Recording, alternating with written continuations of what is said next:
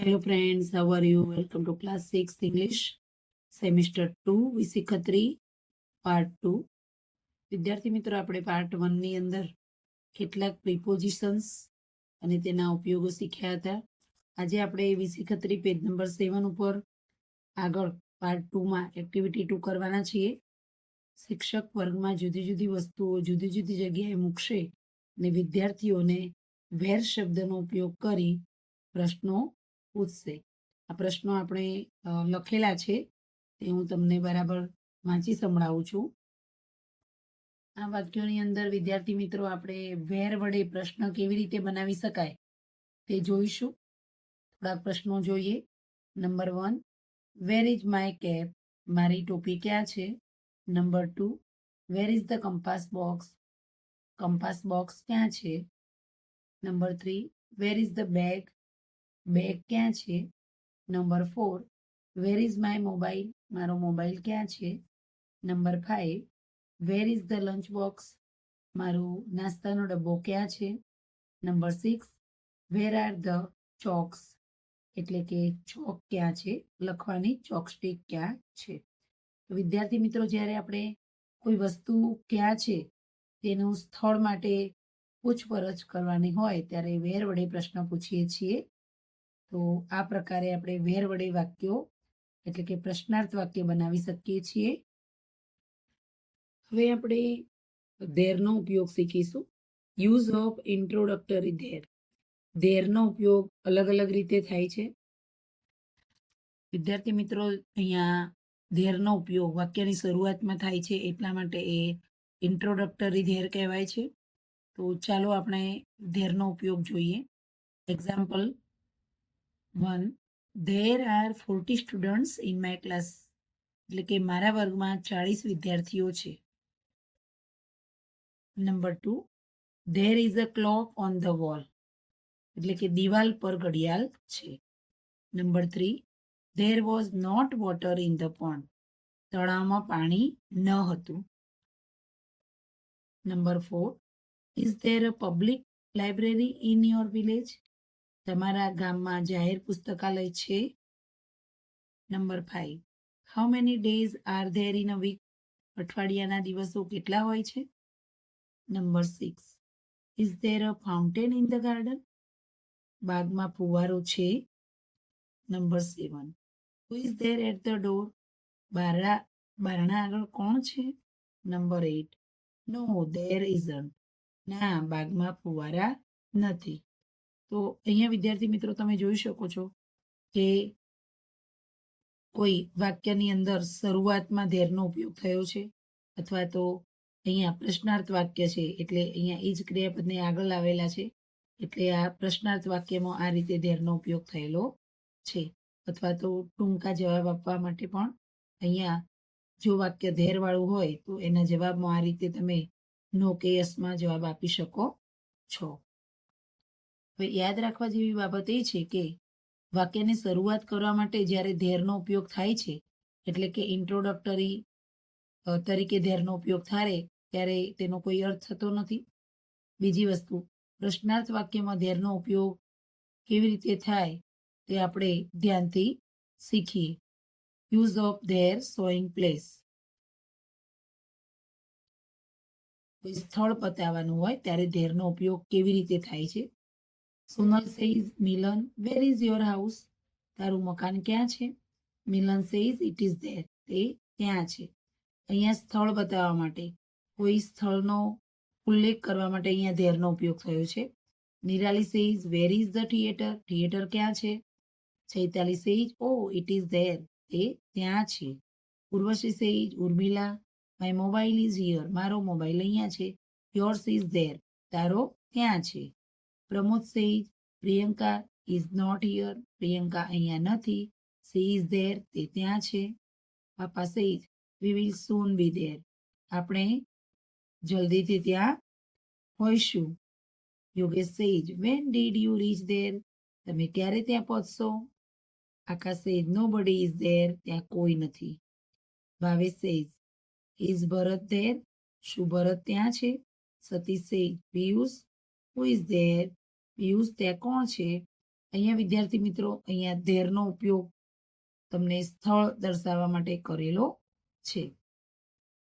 એ ધેરનો ઉપયોગ જ્યારે સ્થળ દર્શાવવા માટે થાય ત્યારે નીચેની બાબતો ખ્યાલમાં રાખવી કે ધેરનો ઉપયોગ અહીંયા સ્થળનો નિર્દેશ કરવા માટે થયેલો છે. નંબર 2, ધેર શબ્દ જ્યારે સ્થળનો નિર્દેશ કરે છે ત્યારે તે હંમેશા ક્રિયાપદ પછી આવે છે અને તેનો અર્થ ત્યાં અથવા તે જગ્યાએ થાય છે. તમે અહીંયા જોઈ શકો છો, અહીંયા ધેર એટલે ત્યાં, નોબડી ઇઝ ધેર, ત્યાં કોઈ નથી.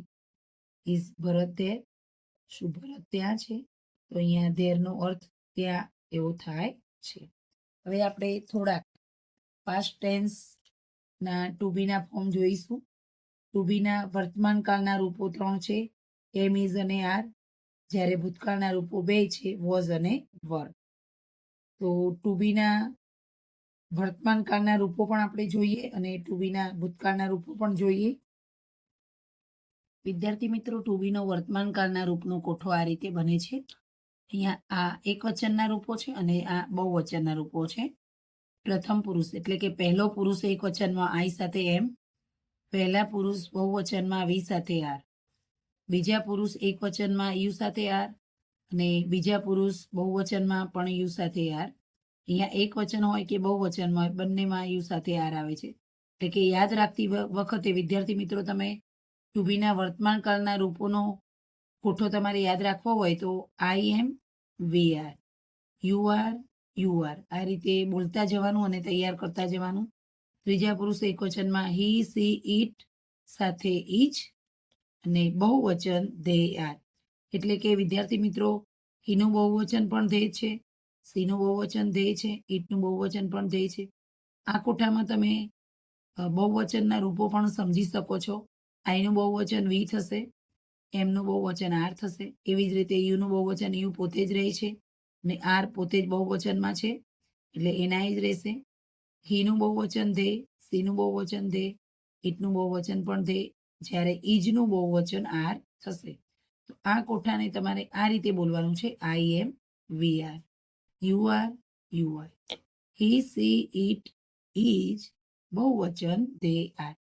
આ ટુ બીના વર્તમાનકાળના રૂપોનો કોઠો છે જે આપણે યાદ કરવાનો રહેશે, જેથી કરીને આપણે ટુ બીના વર્તમાનકાળના રૂપોની ખાલી જગ્યા ભરવાની આવે, એ રૂપ મૂકવાનું આવે ત્યારે આપણને કોઈ તકલીફ પડે નહીં. હવે આપણે ટુ બીના ભૂતકાળના રૂપોનો કોઠો એ જ પ્રમાણે જોઈએ છે. તો અહીંયા પ્રથમ પુરુષ એક વચનમાં આઈ સાથે વોચ, વી સાથે વર, યુ સાથે વર, યુ સાથે વર, હી, સી, ઇટ સાથે વોચ અને તે સાથે વર. અહીંયા તમે જોઈ શકો કે આઈ, હી, સી અને ઇટ સાથે વોચ વપરાય છે ટુ બીનું ભૂતકાળનું એક વચનનું રૂપ. જ્યારે યુ એટલે કે વી, યુ અને દે આ 3 સાથે વર વપરાય છે. એટલે કે એક વચનમાં વોચ અને બહુવચનમાં વર વપરાય છે. વિદ્યાર્થી મિત્રો આપણે 5 ફોર્મ જોયા, વર્તમાન કાળના ફોર્મ પણ જોયા, ટુ બીના રૂપો. હવે આપણે થોડાક ઉદાહરણો જોઈએ. I was at home yesterday એટલે કે હું ગઈકાલે ઘરે હતો.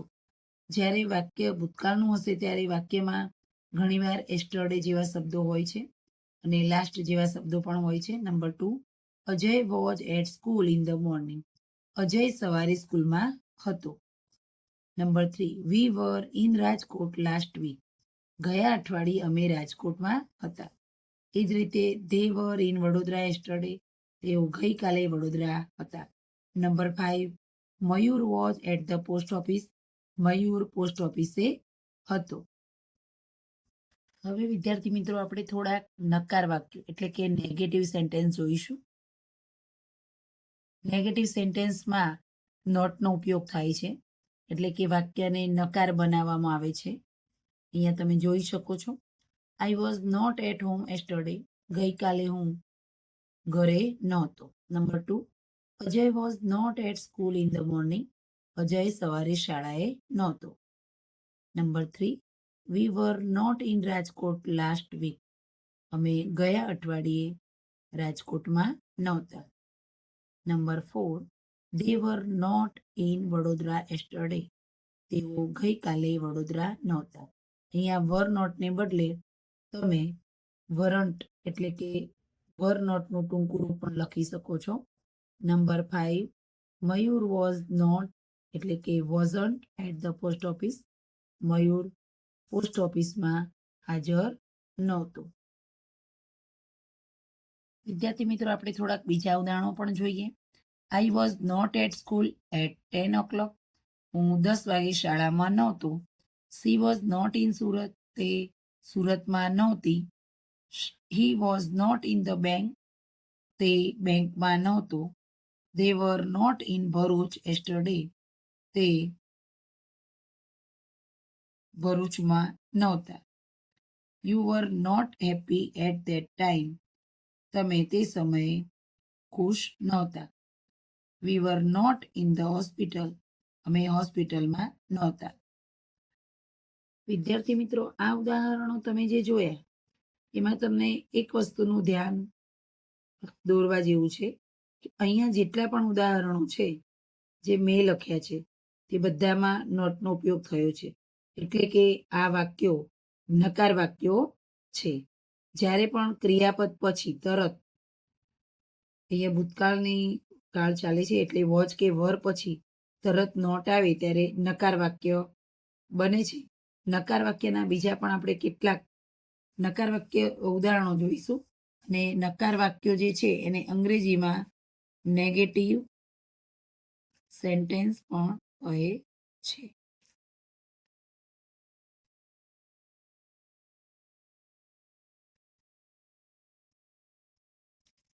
નેગેટિવ એટલે નકાર. વિદ્યાર્થી મિત્રો, આપણે બીજા થોડાક નેગેટિવ સેન્ટેન્સ જોઈશું. I was not at school at 10 o'clock. હું 10 વાગે શાળામાં નહોતો. She was not in Surat. તેણીની સુરતમાં નહોતી. He was not in the bank. તેઓ બેંકમાં નહોતા. They were not in Bharuch yesterday. ગઈકાલે તેઓ ભરૂચ નહોતા. You were not happy at that time. તમે તે સમયે ખુશ નહોતા. We were not in the hospital. અમે હોસ્પિટલમાં નહોતા.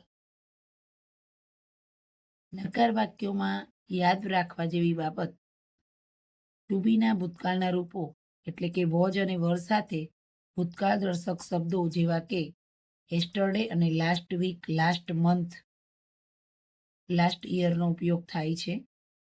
લાસ્ટ મંડે, લાસ્ટ સન્ડે એવા શબ્દનો પણ ઘણીવાર ઉપયોગ થાય છે. બીજી બાબત યાદ રાખવા જેવી છે કે વોઝન્ટ એ વોઝ નોટનું ટૂંકું રૂપ છે. એવી જ રીતે વરન્ટ એ વર નોટનું ટૂંકું રૂપ છે. નકાર બનાવવા માટે વિદ્યાર્થી મિત્રો તમારે વોઝ કે વર પછી તરત જ નોટનો ઉપયોગ કરવો પડે છે. એટલે નેગેટિવ સેન્ટેન્સ બનાવવા માટે આટલી કાળજી રાખવાની હોય છે. વિદ્યાર્થી મિત્રો, આપણે પાર્ટ 3માં WH ક્વેશ્ચન્સ જોઈશું. અને પાર્ટ 3 માટે તમે તૈયાર રહેજો. પાર્ટ 2 અહીંયા પૂર્ણ થાય છે. અહીંયા વિદ્યાર્થી મિત્રો આપણે નેગેટિવ સેન્ટેન્સ જોયા અને ધેરનો પણ ઉપયોગ જોયો.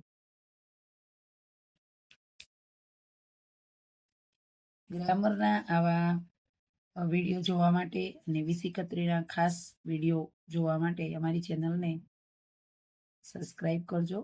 જો વિડીયો ગમે હોય તો લાઈક કરજો અને શેર કરજો. Good bye friends. ફરીથી નવા વિડીયો સાથે મળીએ. સુધી રજા લઈએ. અને ધેરનો પણ ઉપયોગ જોયો.